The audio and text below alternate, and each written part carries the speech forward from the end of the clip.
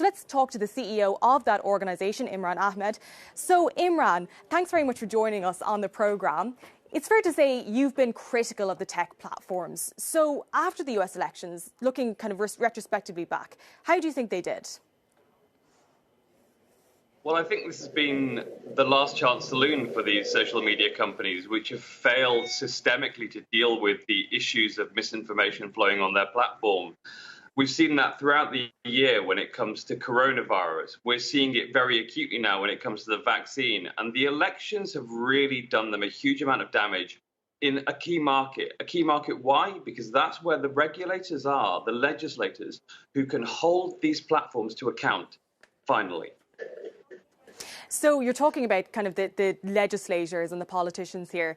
A lot of times when we hear these hearings, though, they're bombarded from both sides, Democrats and Republicans, for very, very different reasons.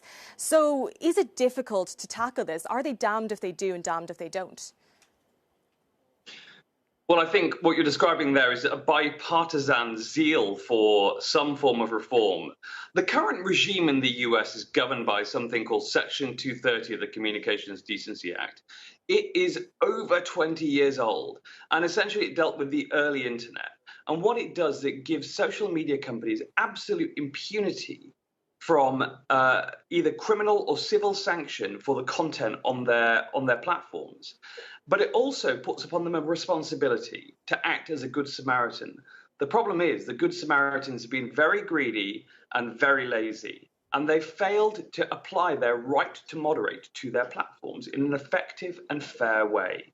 And so now they're really reaping the rewards of years and years of making untold amounts of money, while at the same time allowing our public discourse to be polluted. They're like one of those terrible environmental companies that sort of has a terrible environmental record.